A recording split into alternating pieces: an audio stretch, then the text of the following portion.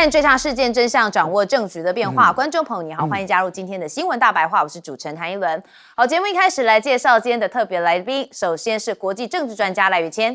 主持人好，观众朋友大家好。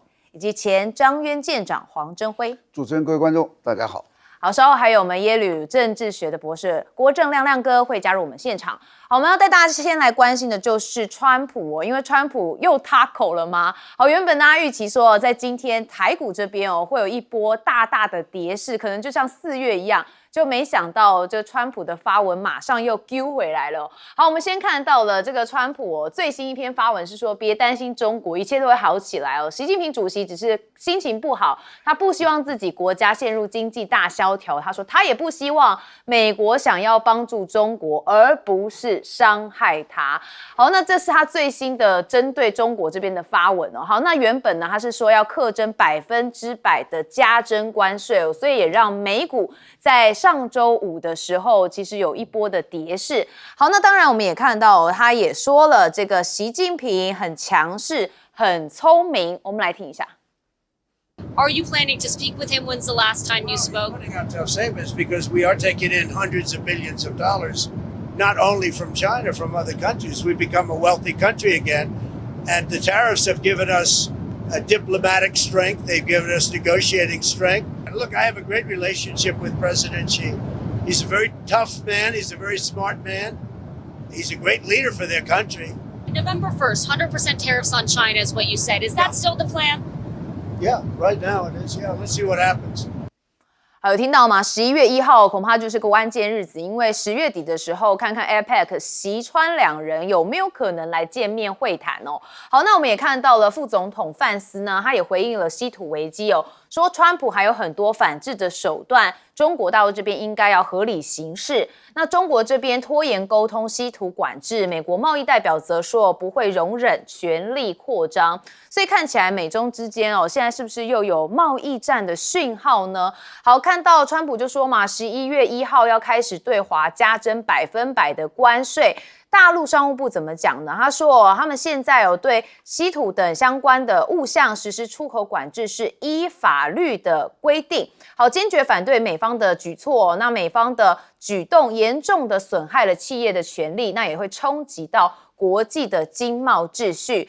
那另外呢，这个北京有特别讲说，不愿打但也不怕打。那他指控说，美国动辄就以高关税来进行威胁。好，确实啊，这个川普就是用关税来治百病嘛。好，那我们看到美中现在站上了贸易战的悬崖边缘，所以中国大陆的媒体他们像是观察者网就引述了分析说，现在稀土出口的管制还是大陆对美可采取的重磅举措之一但是中国大陆其实还留着后招没出，所以美国压根可能是无能为力。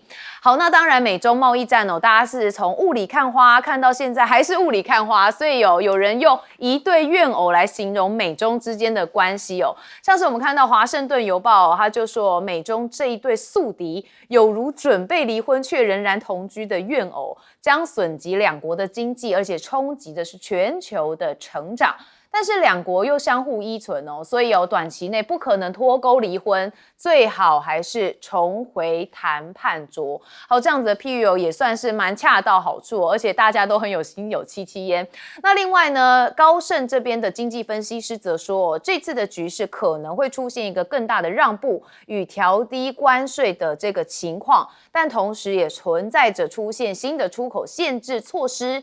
那至少这个暂时性的提高关税的一个重大风险，所以感觉起来美中最新的互呛是不是一个谈判的筹码呢？因为毕竟如果10月底两个人就要会面的话，恐怕也不能先把自己的路给亮出来。好，那当然现在这贸易战冲击扩大彭博认为说，因为中国大陆的企业和消费者信心受到的冲击会更大，那美国进口商势必将加速寻找替代供应来源，那部件替代的供应链。那现在北京呢72小时被中国学者认为出了实权那川普会比中国更急。这是复旦大学的国际问题研究的院长他认为现在美方还是会想透过谈判来解决问题，可能就会寄望在10月的经贸谈判，因此将关税生效日就定在11月1号生效。好，那当然美中的关税交锋也让很多的农产品或者是矿物陷入了危机，像是中国大陆在11月起要管制锂电池出口，所以呢这个美气的股价是应声跌。那彭博就分析说，尽管中国大陆的此举影响范围比较小，但是也体现说这个中国在电池供应链的主导地位，而且美气将能体会到来自中国大陆的压力。好，那为了反制中国大陆的垄断嘛，这个稀土的部分美国官方其实现在已经宣布说，他们要拨款高达10亿美元来采购关键的矿物，要加速扩大国家战略储备，打破中国垄断，要确保武器系统跟高科技的装备供应都能稳定。好，那麦肯锡的报告则说，中国一旦限制了稀土之后，其实会影响德国100万的就业人口，因为他们都从事像是汽车制造能源跟航太，所以其实会有400万个直接跟间接的工作机会都会失去那国内的这个像德国这边的生产毛额可能会面临一个威胁，是占比达到了9%。好，那当然现在农产品的部分就是大豆嘛。好，那美国的这个部分，联邦政府可能会推出一个援助方案，那农民则是普遍反对以市场援助的部分来进行换取强调他们就是需要市场跟销售的管道，其实可以凭借着自身的能力经营下去。但问题就在现在川普能不能跟中国大陆来开拓这市场呢？现在大豆滞销，其实美国农民非常的惨有人就说他受到关税战的反噬，正在竭尽所能的维持生计，甚至考虑要出售设备那爱荷华州今年待拍卖的农业机械数量增加了30%好，这些州都是川普的红州所以对川普未来的其中选举势必会有影响。好，我们刚开始讲到了川普又他口，原本跟中国大陆很大声的喊叫，结果后来马上又说其实我们也没有想要伤害中国，所以今天台股并没有跌到这么深。我们先问亮哥，千万不要急着进场我跟各位讲中国大陆商务部发6个公文，交通部发1个公文而且打的牌是绝章稀土管制真的是打绝章他还定了一个我们叫一滴血原则啦，它是0.1%，只要有0.1%的中国成分，就通通都要管制都一定要逐案审批那而且长臂管辖。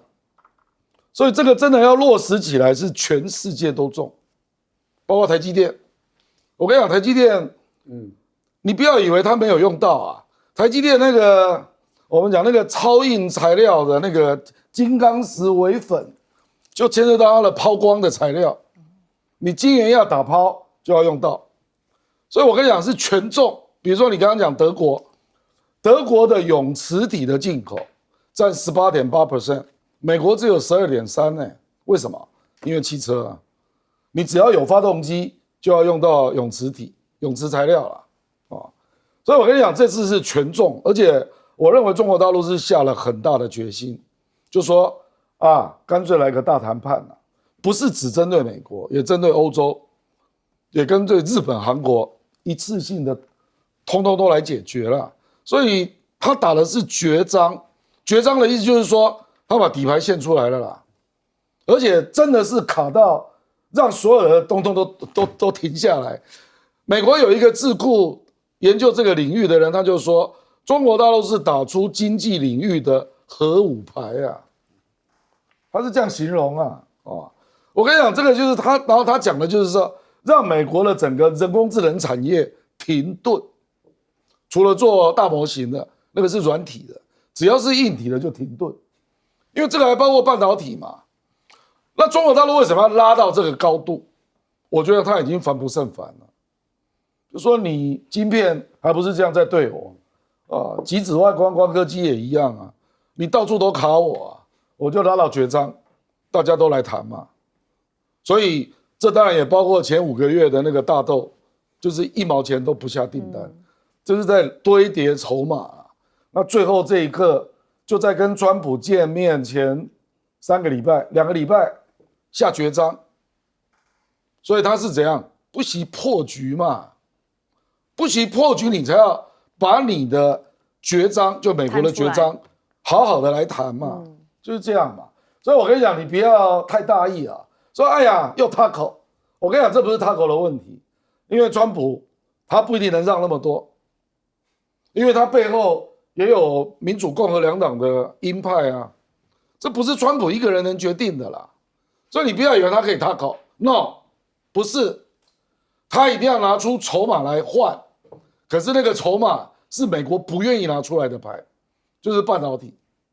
所以我跟你讲，这次你千万不要低估后面的股市的冲击了。哇，所以接下来恐怕大家又会有一些震荡的感觉了。好，赖老师，这是有关于稀土的新规啊，新规定，它是通用性的、普遍性的啊，而且是长期性的，所以它不会针对一个国家的意见而修改它的新的规则，它的规则是普遍的，它没有针对任何一个国家，所以它跟这个船舶的反制措施是完全不一样。船舶的反制措施讲得很明白，你美国因为对我的船舶征收啊这些3.1的特别费用，所以我针对你美国对我的船舶，我只针对你美国。好，所以它这是一个反制的，那是由交通运输部所公布的，这是反制，针对美国来的。可是稀土的新规它是一般性、通用性，没有针对性。那如果你硬要说有针对性，有，就是谁影响到、谁伤害到中国的国家安全。那也就是说，你全世界各国，你只要高举国家安全的理由，伤害了中国的企业、中国的利益，那你就是中国的敌人，你就伤害到中国的国家安全。那这个稀土，对不起，就要经过审批了。好，那就稀土就分2大块了，一块就是军事领域的，所以等于是马德里之前的协商全部都失效了。对，为什么？因为之前美国说，哎呀，你稀土应该开放进口，那中国也给你开放进口了。结果开放进口了以后，美国就一个限制一个限制，就已经对于每一个企业单独打了，没完没了的打。那换言之，也就是说，美国以为他很会玩，啊，他以为说，哎呀，你看我用什么样的高压手段，所以我拿到稀土了，然后我就开始对你针对你的企业一家一家来整。那中国很简单嘛，可以啊。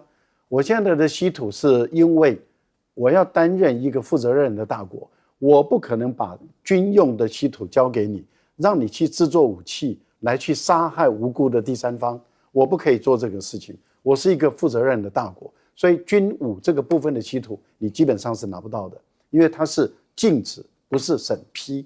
那你美国的国防部，你爱怎么去找你的稀土，请便，你花10亿也好，你花100亿也好，你能够找得到，能够提炼，能够买，那是请便，但是那是你的事。可是这是军用稀土部分，然后普遍的稀土，那就道理就很简单了。谁伤害我国家安全，我的稀土对于它的审批就有问题。好，那我们就问华为，哪一些国家禁止华为？那你禁止华为的，你就是用国家安全的理由禁止华为进去。那中国大陆也可以用国家安全的理由不把稀土卖给你。那这个时候，你德国你还可不可以用国家安全的理由禁止华为？你荷兰可不可以用国家安全的理由不把 ASML 卖给中国？你美国可不可以用国家安全的理由？你日本，你所有的如果只要用国家安全的理由，你不卖给中国的话，那对不起，你就拿不到中国的这个稀土。其实刚刚郑亮讲的一句话，那就是你台积电，如果你的先进制程的晶片你不卖给中国大陆，那你把中国大陆当成敌人的话，那对不起，你影响到中国大陆的国家安全，那你的台积电，对不起，我也没办法给你要的稀土了。那这个时候就变成是，因为它还没有开始生效嘛，它有生效期嘛。那换言之，也就是说，每一个国家12月1号，对，所以每一个国家就要开始去盘点了。对，你要不要解禁？你要不要解禁？我给你时间去盘点，你不解禁，你之后你就拿不到中国的稀土了。所以才说嘛，把他拉到了最高层级的牌在打哦。好，舰长，我最近看到这个消息，我觉得是让我觉得最快乐、最高兴的一个消息。为什么？终于北京是这么的强硬起来了。他敢这么强硬的原因，一定是他有底气，而不是他很盲目在做这个事情。中国的所有的政治人物几乎都很有耐心，我觉得现在真的是到了一个叫做忍无可忍、勿需再忍的一个地步。你看最近从川普上来你看他身边的那几个人，副总统范斯，那个 Rubio 是那个国务卿，财政部长贝森特，那个国防部长，你看这4个人你注意看他们的嘴脸在川普面前就是一个如言逼屈的那个嘴脸。哎呀，我们这个竹子多厉害呀什么的。可是你看这4个人对别人的时候颐指气使，他们的内心非常骄傲。所以你就发现全世界所有人碰到他们几乎都是屈服，我不要说跪拜了，都是屈服。全世界哪一个国家的哪个领导人碰到这些人不是屈服？结果这一次偏偏是硬起来了。川普一直是这个叫做高高举起，他会不会轻轻放下？你以为他会轻轻放下吗？不一定。他会不会抬口？不一定他完全看最后的结果。那这一次的稀土真的是把他彻彻底底的给他将军了。而且你再说，他是不是很过分？北京是不是很过分？没有他只是做管制，所有一些战略物资就像军火一样，他对这个国际的这个叫做战略平衡危险有很大的一些影响。那这些东西一定要去做一个叫做输出许可的申请，他不可能直接这样让你去卖。包含台湾的很多东西出去你只要出口，你们去可以查一下我们经济部的那个输出口的那里，你说哪些东西要输出许可，啪列一大堆呀。你没有这个输出许可，你根本不准出去。那稀土更是如此。所以你说像我们说欧洲德国有400个可能是失业工人，不会，你这些叫做什么汽车的，他不会管制你。所有的管制就是你先告诉我你要买什么，你要买多少，你要用在哪里，这要管制的一清二楚。然后你用到哪里你就用在哪里，你不能用在别的地方，你挪到别的地方，或者你中间给他转手给别人，抓到通通会受到很重的这个处分。所以他在善尽，我觉得北京在善尽一个所以管制这些国际战略物资的一个。那至于他能不能够怎么样管制，我这样讲好了，如果美国不是中国就是完全不给美国稀土我跟你讲，第一个东西军工业停摆10年，最起码停摆10年。所以他们现在很多东西在拆旧的零件，你知不知道？就发现哇塞，万一真的是新的都没有了怎么办？我知道用拆的旧的东西去。这就是他所面临的。所以川普这一次他知道他完全没有这个挣扎的这些空间，你叫我猜他一定退让。好，所以这个川普反反复复我们可以把它解读成有一点点孩子气现在不知道该怎么办，手足无措。好，我们休息一下，马上回来。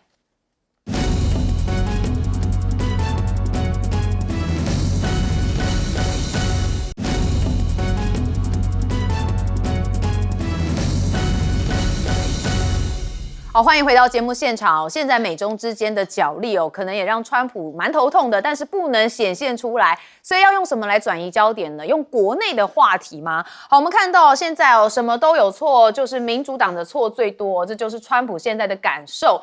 好，那美国政府停摆让五角大厦必须要动用资金来付军饷这个川普说都是民主党害的。他说我绝不允许民主党以危险政府的方式来停摆，来挟持我们的军队跟整个国家的安全。他说民主党拒绝支持政府支出的法案，导致了政府停摆，还有数十万联邦员工被迫放无薪假。好，那美国政府关门危机现在进入到了第3周了嘛？好，那副总统范斯示警说，接下来公务员的裁员潮还会扩大然后呢，他也讲到了民主党说是民主党让我们处于一个极为困难的处境。好，那美国在发薪日又大裁员第二天就说不好意思其实是我裁错了好，他说是有一部分人的代码出错，说他们是最终会收到这个撤销裁员的通知。好，那这是不是突然发现其实他们是共和党的啦，所以没办法，不能裁了好，那美国公共电视经费也遭到川普削减，陷入困境所以已故油画大师他们的公司宣布说捐出30幅包勃罗斯珍贵的原作要进行拍卖。那所有的收益都会全数捐给正在因为川普政府削减经费而陷入困境的美国公共电视。好，那我们确实看到美国内部其实很不平静。首先要带大家镜头转到的是波特兰这边有玩偶大军抗议。好，现在呢，美国的移民跟海关执法局嘛，在波特兰市这里进行抓捕行动，引发了市民持续抗议。那有越来越多的抗议者你看他们是穿上了各式玩偶服走上街头。他们说这波特兰民众遭到了执法人员的暴力跟虐待，穿上玩偶服来抗议，这是用荒诞的方式来对抗荒诞的现实哦。好，那波特兰呢，这个居民游行反对联邦的压迫，其实他们也要求要废除 ICE 的设施哦。他们在周日下午的时候，有数百人都在他们的市中心的街道上面游行，抗议这市的这个移民跟海关执法局的镇压行动。好，那美国 ICE 的突袭现在升级包含的是华人社群也受到冲击他们最近这个从卡车司机到餐饮业员工，再到比特币矿场的工人，那华人的群体现在常常成为审查的目标。好，那我们也看到川普不是派遣了这个兵来到芝加哥这边吗？但是现在被上诉法院说不能这样子喊卡。好，那白宫这边则说总统的举措合法，他们会进一步的来上诉他说他们这个都是合法的权益，所以会来跟这个上诉法院进行不同的讨论。好，那川普现在是不是还想要来对乌俄战争指手画脚呢？最近他是对普京下通牒原本这跟普京麻吉，现在又不好了。好，他警告说我们要送乌克兰战斧飞弹。好，你看到他13日对俄罗斯发出了一个军事升级的警告说如果你莫斯科不赶快的结束乌俄战争的话，我们就可能会向乌克兰提供战斧巡弋飞弹，然后这当然是想对俄罗斯施加更大的压力。好，但我们看到乌克兰的总统泽伦斯基那当然就顺着川普的话嘛，他说美国如果提供战斧飞弹，乌克兰只会把它用于军事目的，不会攻击俄罗斯的平民。好，但是川普这句话一定是让俄罗斯非常不开心，所以俄方这边就讲说，如果你美国敢给乌克兰提供这个战斧导弹的话，一定会使紧张的局势整个升级所以到底这个美国会不会给乌克兰这个战斧导弹呢？路透社的分析认为说可能性不大。好，有一名这美国官员跟3名消息人士说，这川普向乌克兰提供战斧巡航导弹的计划或许不太可行啦，因为目前库存已经分配给美国海军或是其他用途，所以美国正在研究其他的选项。好，那这当然听起来就觉得说，川普或许又只是人来疯突然想到了这个战斧所以就是马上就讲了。好，但是接下来还要看他们后续的安排。但是现在战机潜舰备用零件不足，所以美国海军说要拆老基建的装备来应急。这是美国国会的政府问责署报告指出说，美国海军长期都缺乏了这个武器系统的资料权跟零件供应的来源，所以正被迫从废弃或者是停飞的装备上面来拆零件救机，要维持战备状态。好，那我们看到了现在这个川普都把整个国内的运作还有关门的这件事情全部推给了民主党。好，甚至有很多人被裁员也说是因为民主党的关系。我们先问亮哥。我觉得这个关门僵局啦，还有那个要针对特定城市，基本上都民主党执政的地方要带国民兵我认为这2个议题都是川普故意的，因为他要避开关税战的议题。关税战讨论下去，美国经济没有一个地方是正指标美国物价也在上涨那9月目前这个劳动市场也趋冷，那美国现在已经有22个州经济处于衰退状态，所以最好不要谈关税战了都来谈政治问题，那关门危机，川普也丢了一个凶狠的牌啦，就是说80万人暂时没有上班嘛，那可能回去的时候会少10万人，就被我裁掉了那裁掉了当然都是民主党的选民，那这样他用这样来吓民主党因为民主党要求他要通过那个平民医疗法案嘛，那共和党就说你这样会救济到非法移民啊。可是这个为什么会发生？因为非法移民有1000多万，里面有驱逐啊，那他们依平民医疗法案是可以得到救治了，他们就是反对这一个，结果就卡住了，那这个僵局蛮大的就是你要我通过平民医疗法案，这个违反到我非法移民要驱逐的逻辑，那我就威胁你，我就裁你的联邦员工啊，尤其是裁那个社会福利机构那就伤到你了，两边在撞车了那个非法移民，那个各个城市的治安不佳介入也是撞车啊，因为都是民主党的州啊，所以民主党的州，你川普给人家用叛乱法嘛，可是我就可以去联邦法院去告你啊，那川普一定败诉的啦因为你没有得到州长同意啊，你就先给人家派去了，那程序上就有问题。不，当然他就说这个不符合叛乱法，因为他们没有到那个程度，所以一定都是川普败诉。可是他明明知道他会败诉，他还是坚持继续这样玩啊。好，我们接着问赖老师。这个联邦政府服务的对象有民主党的，也有共和党的，还有无党籍的。那他的无薪假一休的话，那当然对于这些联邦政府所服务的对象都会造成的影响，会造成的伤害。所以民怨跟民愤是会慢慢堆叠累积下来的。那川普想把它怪在民主党身上，现在就是双方在角力。可是是不是真的民主党就会退也不一定，所以我们会看到这个角力其实不只是联邦的公务人员，他们本身是受害者，因为联邦政府的这个70-80万的公务人员，他们是无薪假，就是不要去上班，但是你没有薪水可以拿，所以在家里待越久，他们的财务的压力就会越大。可能会有一些人逼到最后就是说，那我干脆辞职，我转别的民营公司里面来工作，但有些人就可能会在等待，那等待彼此之间都在用力，可是问题是共和党不让，民主党不让，那就是彼此之间在角力下去嘛。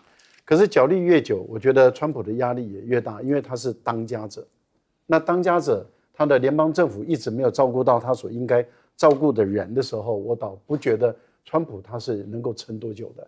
目前看起来他是想把整个责任怪在民主党，可是问题就在于民主党的选民或者是非民主党的选民会不会买单？我觉得这个还是值得我们再继续观察下去。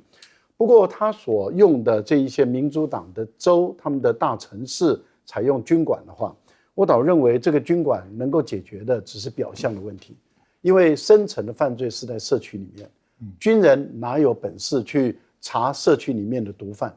他反而会让这个社区的毒贩更加的猖獗，让社区里面的犯罪行为会更加的猖獗。我觉得迟早这些军人他无以为继。我觉得川普目前来讲还有一个危机，就是军人不能够放无薪假。可是为什么川普现在的压力越来越大？就是因为军人的薪水发放日是15号，就是每个月的15号，快发不出来了。所以他必须要动用到研究发展基金，也就是他知道如果军人不发给他薪水，那这些军人他的眷属跟他本人，他会认为我为什么要当兵，我为什么要工作？现在你知道美国国防部美国的战争部了，现在不叫国防部，战争部在上个礼拜紧急发一个通知是什么？你知道吗？通知给他们陆海空所有的军队，说这个紧急处理财政危机通知书，也就是说，如果你财政上会有困难的，你可以去贷款，你可以跟哪个单位做小额贷款来解决你的财政问题。如果你的家里没有饭吃的话，你可以到青年基督教去领这个食物救济。观众朋友，当他发这些通知的时候，就是在做预防措施。可是如果你是军人，你在部队服务，军人都没有储蓄对，我的天哪！不是，因为有一些是士官士兵结婚的，他的薪水本来就不高。各位想想看，目前来讲，他们的统计资料出现了，也就是300%的家暴发生了。那也就是压力大，军队不稳定，所以川普才要动用紧急预备金，而且用的是研究发展基金。好，我们接着问舰长。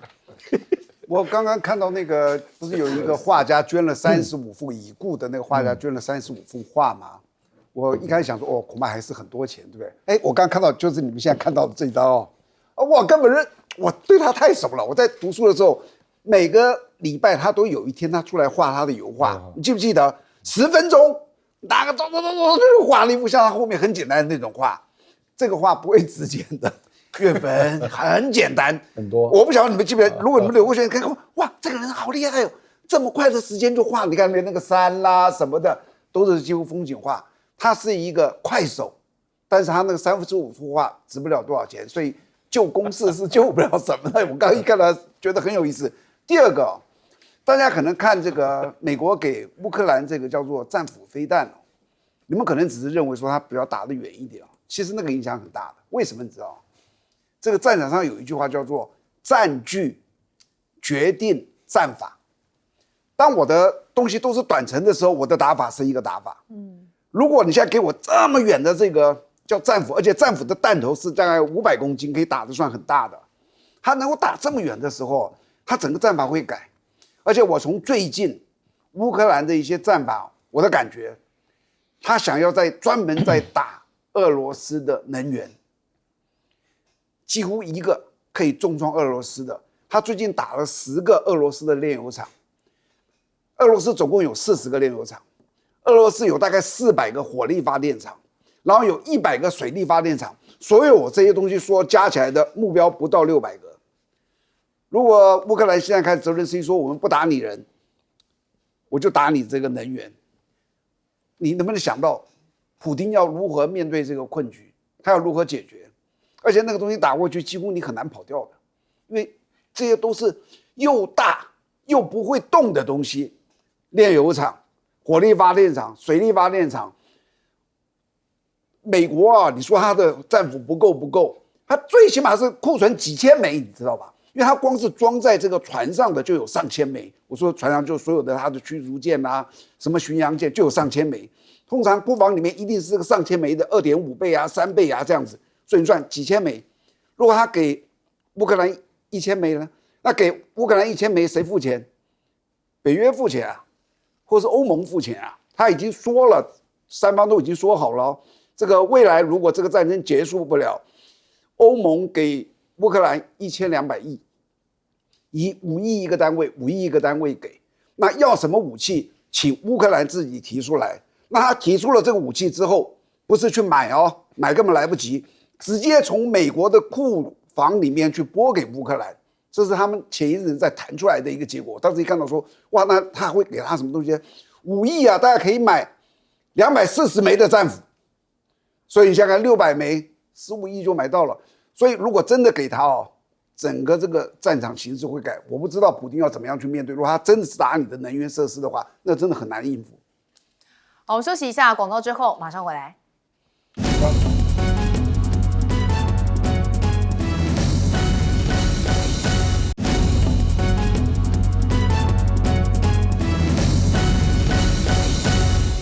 欢迎回到节目现场。这川普没有得到诺贝尔和平奖，但是他最新已经说了，现在有一场战争真的结束了，但是有人还是打一个问号哦。我们来看这是什么战争呢？就是以哈战争。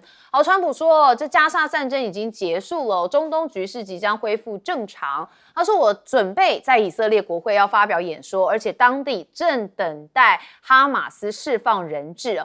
好，所以呢，他去以色列国会会接受的是英雄式的欢迎。好，那我们也看到了，现在这个他要到以色列、埃及那以色列估说所有的人质数小时之内就会获释知情人士说，在当地时间的8点开始就会交换人质跟巴勒斯坦的囚犯。好，川普跟埃及总统塞斯将会在埃及共同主持加萨和平峰会。好，那周一访耶路撒冷之后就会到埃及嘛？那现在说这以巴是没有获邀出席的。以色列时报报道说，以色列跟巴勒斯坦权力机构都没有获邀出席。那以色列政府的发言人则说，以色列我们这边不会派代表来出席此次的峰会，也就是纳坦雅胡不会出席。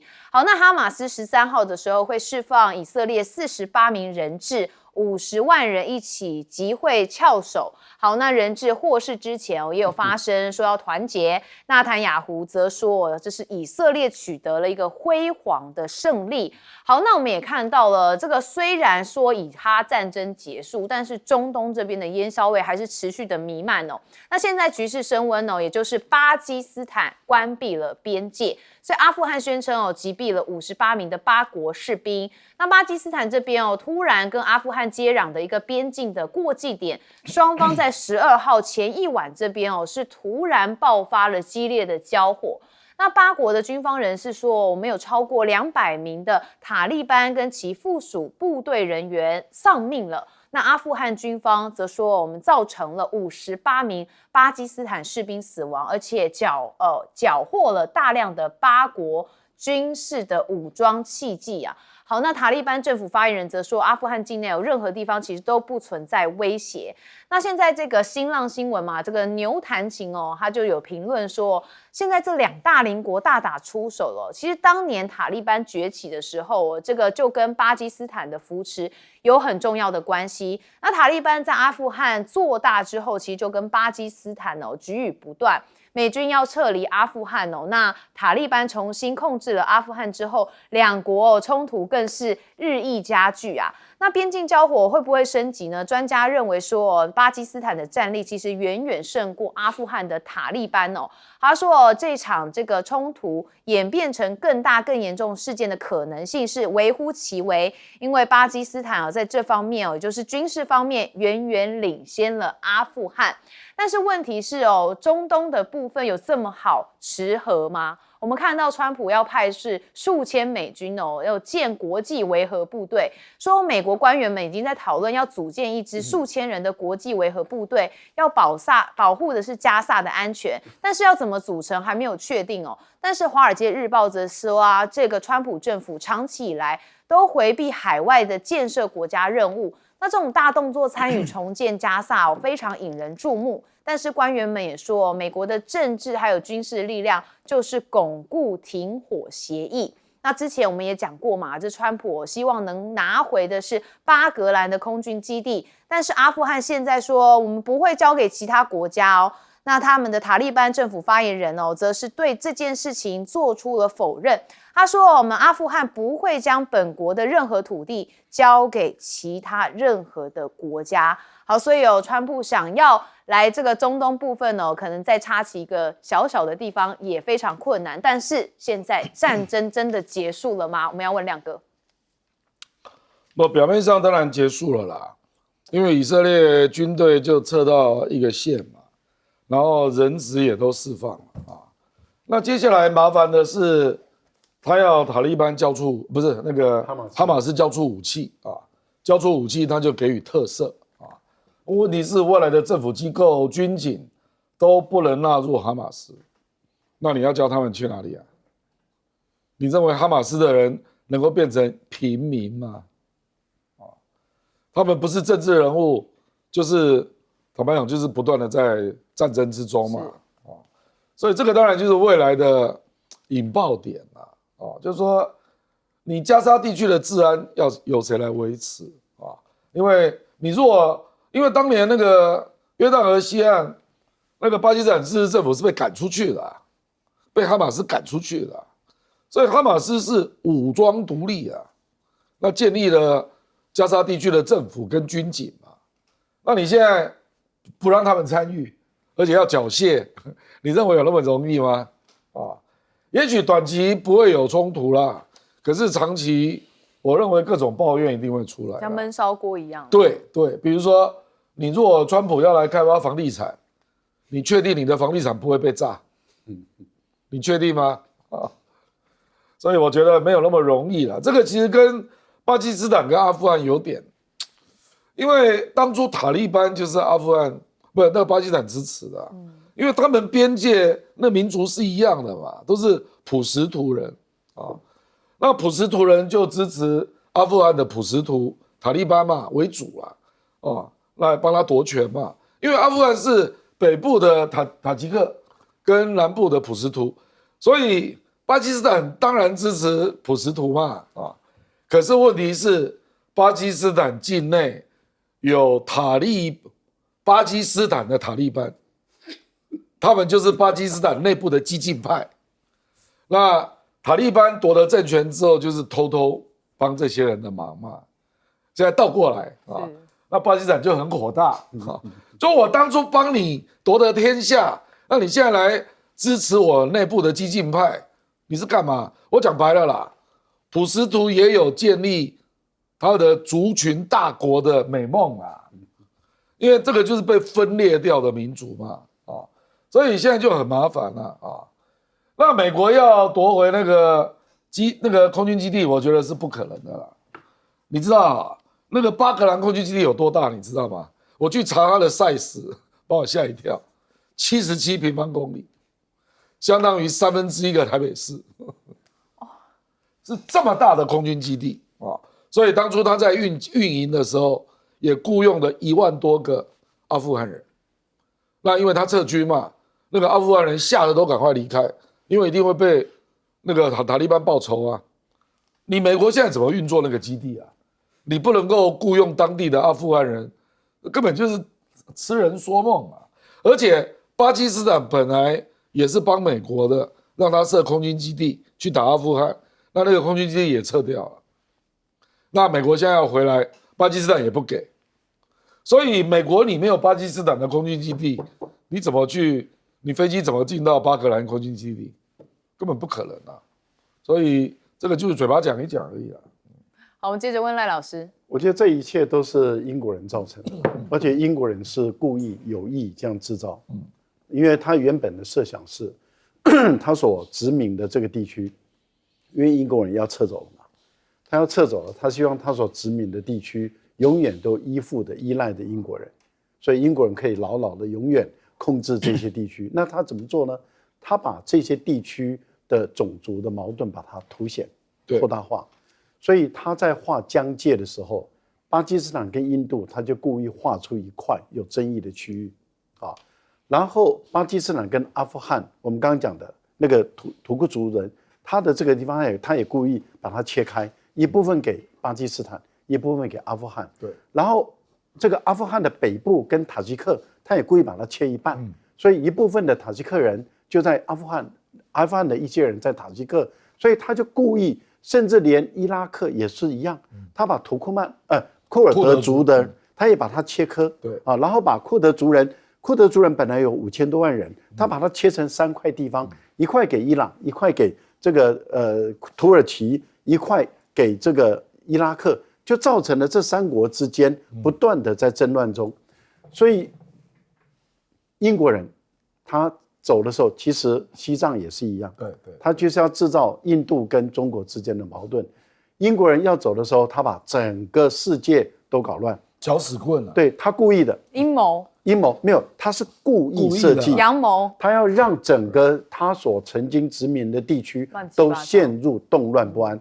动乱不安，第一个会继续贫穷落后，第二个，由于动乱不安，每一个国家他们会要求他的旧殖民国给他的支持、武器或者是金钱的援助，所以他们就会要往英国这边。英国可以建立一个所谓的大不列颠帝国啊，大不列颠国协。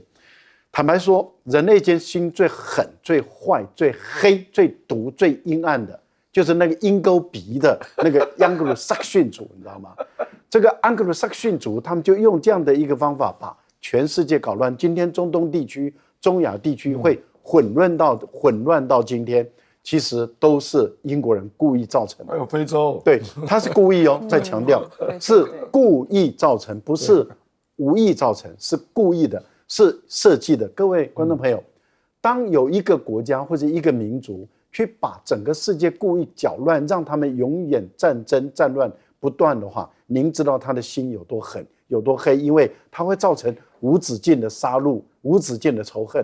这个坦白说，人类间再恶毒的人都没有这么恶毒，所以他已经不能构成为人了。你只能用野蛮的禽兽来去解释这样的一个族群的人，这了不起耶！这真的是人类间你也看不到，比撒旦还要更撒旦，比魔鬼还要更魔鬼，可怕极了啊！另外，我个人认为，川普的理想，川普对以色列跟哈马斯的结束战争，我觉得他有功劳，他也有过。他的功劳就是战争结束了，他的过就是什么呢？他过去一直支持以色列，给以色列足够的钱跟武器，一直去杀巴勒斯坦人。现在他更想到的是未来的加沙这个地区怎么去炒他的房地产。所以这个一山还有一山高，所以果然是商人哦，他想的都是满满的钱。好，舰长，你看这一次这个中东这里以哈出现了这个和平的曙光，看起来也都是真的是没问题了。那我刚查一下资料，就是哈马斯已经释放了第一批的人质回去了，就是代表说双方真的都朝那里去走了。我看到之后，我就想到说，川普在突然这么一下子就跑到以色列，又在以色列国会演讲，然后再召集这个中东那里的20多个国家的开会哦。我觉得他心态是什么？他让我想到我自己以前的一个心态。我刚毕业的时候，我是小官在船上嘛，你知道我们要当伙夫做那个菜的，那个菜单都是我开的。如果说今天这个菜单有一个炸鸡腿，有很好吃的菜我那餐中餐一定下去到大餐厅看看所有的视频，怎么样卷菜怎么样吃的好不好啊？如果今天菜很差，我一点那种颜面都不敢下去就躲上面不敢下去。这个就是川普的个性，是吧？他可以去抢这个功劳，有了，你看他就这样四处走。他为什么现在不去乌克兰呢？他为什么不到这个叫做什么俄罗斯啊，找他们起来谈呢？就当他面对失败的时候，他躲远远的。而这失败不是我，可是功劳一定要自己揽在身上。